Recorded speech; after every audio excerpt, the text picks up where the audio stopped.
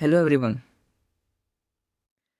पिछला हमने टॉपिक जो पढ़ा था वो वेदर और क्लाइमेट पढ़ा था कि वेदर क्या होता है और क्लाइमेट क्या होता है।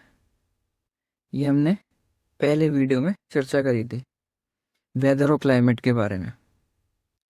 आज हमारा टॉपिक है क्लाइमेट ऑफ इंडिया। इसके बारे में हम चर्चा करेंगे इंडिया का क्लाइमेट किस तरह का होता है और कौन कौन से फैक्टर जो हैं इफेक्ट करते हैं क्लाइमेट ऑफ इंडिया को।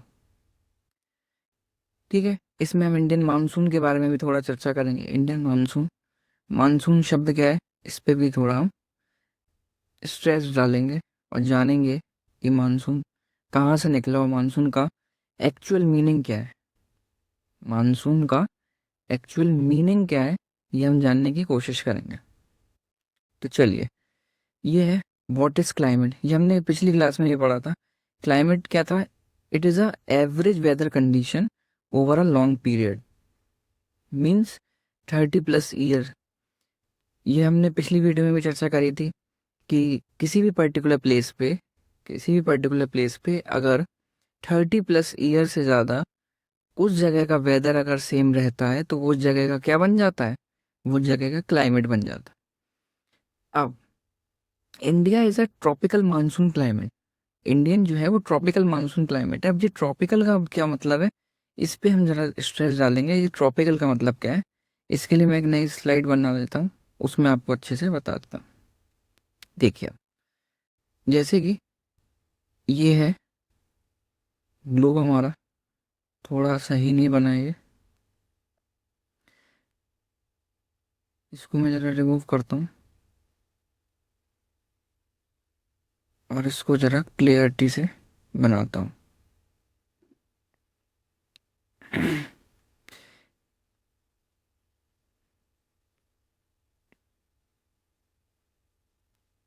हम्म, देखिए, जैसे ये है हमारा ग्लोब। ठीक है, तो ग्लोब में ये है इक्वेटर लाइन, ये सब इमेजिनरी लाइन है, इसको 0 डिग्री बोलते हैं। ये है equator line, equator. 23 degree north, 23 degree half north और 23 डिग्री हाफ साउथ। ये वाला रीजन जो है पूरा, ये रीजन ही कहलाता है क्या? Tropical zone. ये वाला रीजन ही क्या कहलाता है? ट्रॉपिकल जोन कहलाता है। और इंडिया जो है वो यहाँ ऐसा है लोकेटेड, ऐसा, यानी कि इंडिया का सदर्न पोर्शन जो है पूरा, it is located in our tropical zone. That's why there is written as India has a tropical monsoon climate. Monsoon क्या है, इसको हम आगे डिस्कशन करेंगे। मानसून का ये लिखा ही है यहाँ पे, नीचे मीनिंग ही लिखा है, seasonal reversal of wind. Seasonal reversal of wind, that mean is monsoon. अब ये सीजनल रिवर्सल ऑफ विंड क्या होता है, इसको जरा देखिए। होता क्या है कि ये ट्रॉपिकल जोन जो है, यहाँ पे जो विंड है, एक फिर से एक स्लाइड बनाते हैं जिसमें आपको पता चलेगा कि अच्छे से कि किस तरह से सीजनल रिवर्सल ऑफ विंड होता है, वरना फिर आगे के टॉपिक में ये समझ में और डीप में इसको समझेंगे। अब जैसे मान लीजिए ये आपकी इक्वेटर लाइन है 0 डिग्री, और ये लाइन अभी हमने बनाया था 23 डिग्री हाफ नॉर्थ, और ये है 23 डिग्री हाफ साउथ। अब होता क्या है कि जो विंड का पैटर्न है वो ऐसे जाती है, विंड नदर्न हेमिस्फेयर में ऐसे फ्लो होती है, नॉर्थ ईस्ट से साउथ वेस्ट, और इधर कैसे होती है, साउथ वेस्ट से नॉर्थ।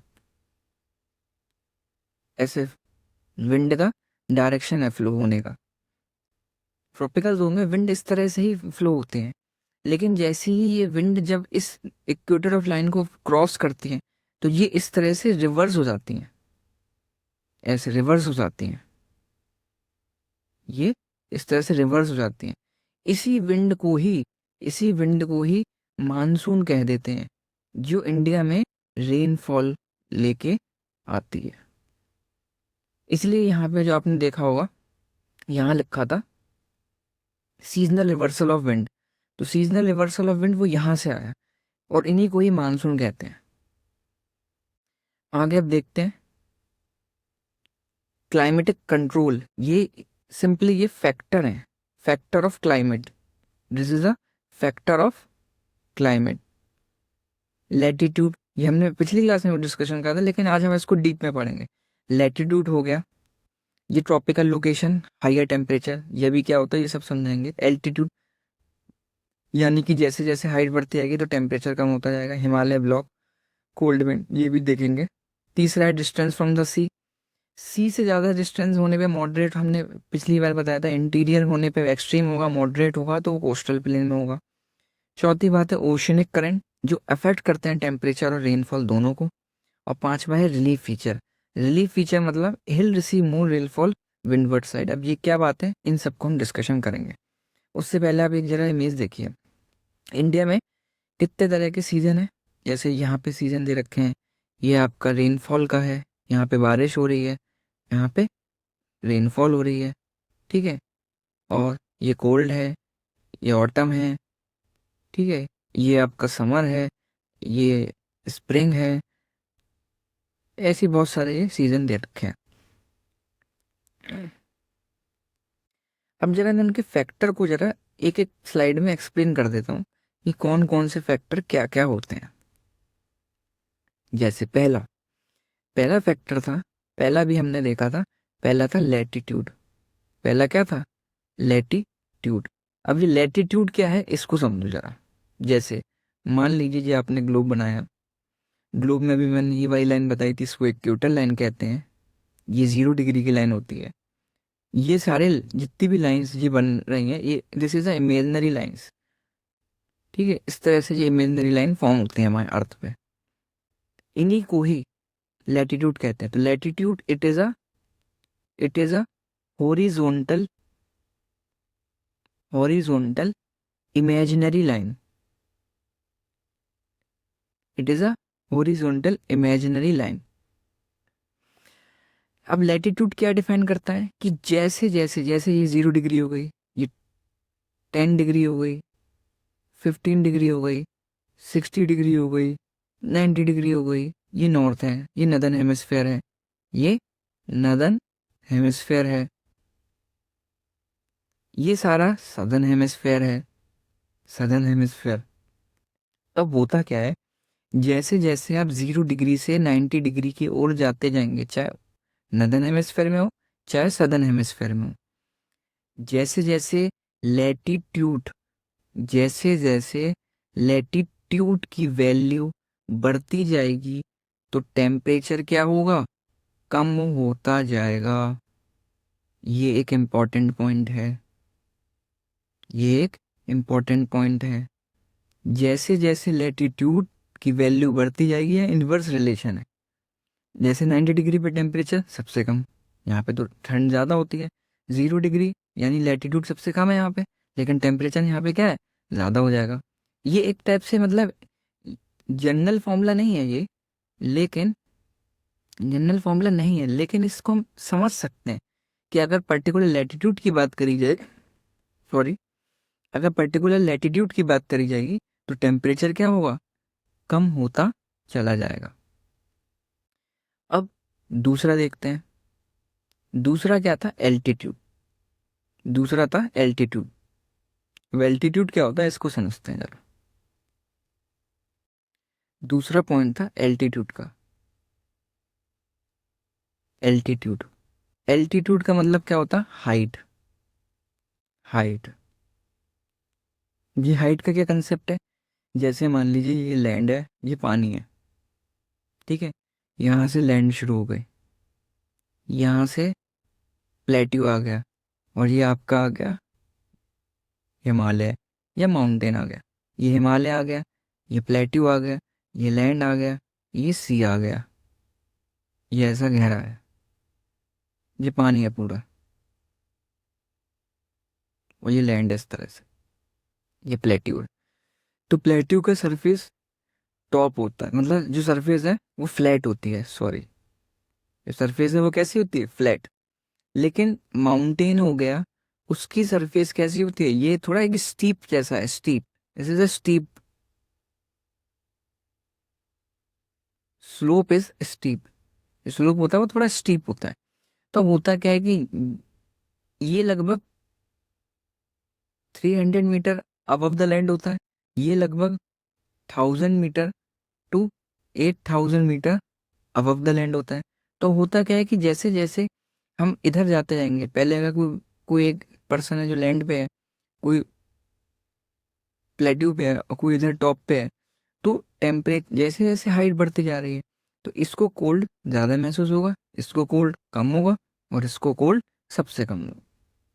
तो जैसे जैसे अगर हाइट बढ़ती जाएगी, और ये सब केवल सिंपल एक फैक्टर की बता रहा हूँ, क्योंकि एटमॉस्फेयर में क्या होते हैं सारे फैक्टर एक साथ काम करते हैं। लेकिन अगर एल्टीट्यूड ही को अगर हम प्राइम फोकस में रखें पूरे अर्थ को समझने के लिए, पूरे अर्थ के एटमॉस्फेयर को समझने के लिए, तो इस तरह से ये वैलिड माना जाएगा कि जैसे जैसे हाइट बढ़ती जाएगी तो टेम्परेचर क्या होगा, कम होता जाएगा। लेकिन बहुत सारे अदर फैक्टर भी रिस्पॉन्सिबल हो जाते हैं जो इन चीज़ों को वैलिड प्रूफ कर देते हैं।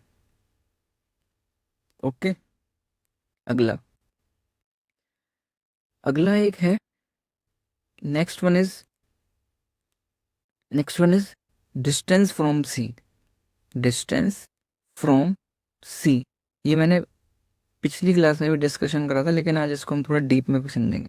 डिस्टेंस फ्रॉम सी का क्या मतलब था कि जैसे ये इंडिया का एक मैप है, तो इंडिया के मैप में ये यहाँ पे अरेबियन सी है, this is Arabian sea, this is a Bay of Bengal, और this is Indian ocean, this is a Indian ocean. अब जितने भी ये वाले स्टेट हैं, ये वाले, ये पूरा एरिया जो है वो कोस्टल प्लेन कहलाता है। दिस इज होगा coastal plain, coastal plain. Coastal plain होने की वजह से यहाँ पे जो टेम्परेचर है, होगा क्या कि इनकी अब होगा क्या, कंडीशन क्या होगी, जैसे इस पर्टिकुलर एरिया की बता रहा हूँ मैं, इन पर्टिकुलर जोन में होगा क्या, डे के समय में, डे के समय में लैंड जो है वो ये सी है, तो लैंड क्या होगा, ज़्यादा गर्म हो जाएगी, हाई टेम्परेचर हो जाएगा। हाई टेम्परेचर होता है तो इसका मतलब लो प्रेशर हो जाएगा, और सी जो है इधर टेम्परेचर लो रहेगा तो हाई प्रेशर रहेगा। तो दिन के समय में in a day time the wind is flow from the sea to land, sea to land. In other condition we have focus about the night. Night में क्या होगा, in the night condition, suppose this is a land, this is a sea, in the night time land पे क्या होगा, land पे temperature कम हो जाएगा, low temperature होगा, लो टेम्परेचर होगा तो हाई प्रेशर होगा, और in the see the temperature become high, pressure become low, the wind is flow from land to sea, wind is flow from land to sea. That's why we call it in the coastal region, in the coastal region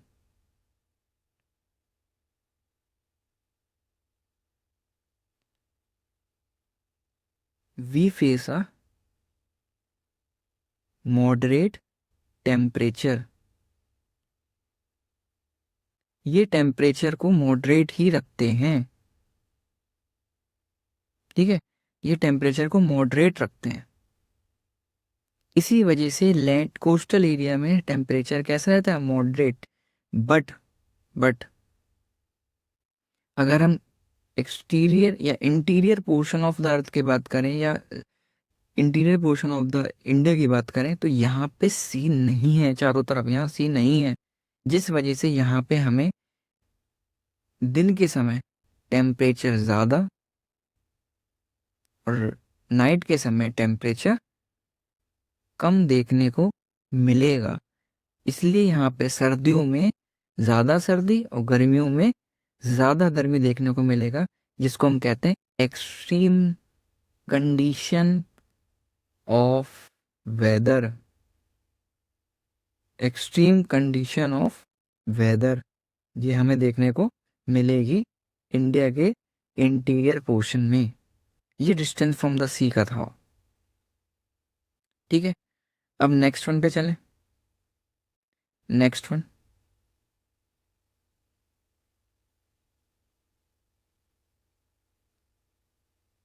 next one है आपका okay, जरा slide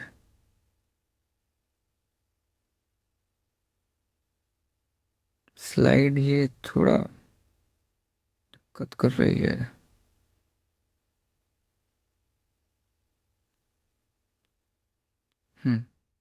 next one था।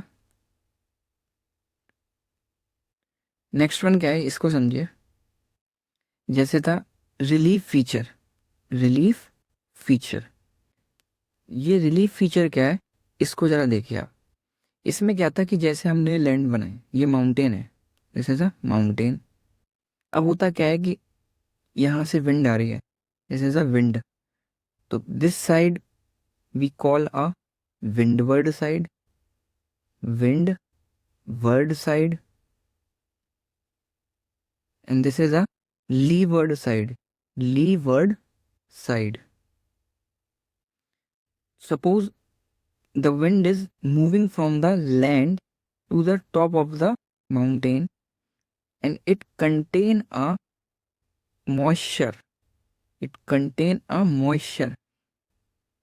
When it goes above, above, it moisture containing capacity is decreasing.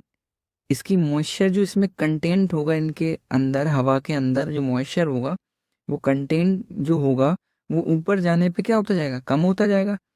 इस वजह से ये यहाँ पे एक टाइप से क्लाउड फॉर्म करेंगे और क्लाउड बनने के बाद यहाँ पे हमें रेन होती हुई नजर आएगी और यहाँ पे सारा पानी क्या हो जाएगा, फ्लो हो जाएगा। और जैसे ही ये विंड यहाँ उतरेंगे तो विंड में नो मॉइस्चर, मतलब मॉइस्चर नहीं होगा, मॉइस्चर होगा ही नहीं, और मॉइस्चर होगा नहीं तो यहाँ रेन होगी नहीं। तो ये लीवर्ड साइड रहता है। तो ये यहाँ पे ज़्यादातर रेन एरिया यहाँ पे होता है और ये रेन फेड एरिया बन जाता है। इंडिया में बहुत सी ऐसी लोकेशन है, जैसे इस तरफ है बेंगलोर, इस तरफ है मैंगलोर, इस तरफ है मुंबई, इस तरफ है पुणे। पर ऐसा नहीं है बिल्कुल कि यहाँ पे इसमें हवा में मॉइस्चर होता ही नहीं है। इन हवाओं में या इन विंड्स में ज़्यादा मॉइस्चर होता है, तो इस वजह से कभी कभी यहाँ पे भी बारिश हो जाती है। ठीक है। अब एक second, what is happening, feature, ओहो, व्हाट इज गोइंग ऑन।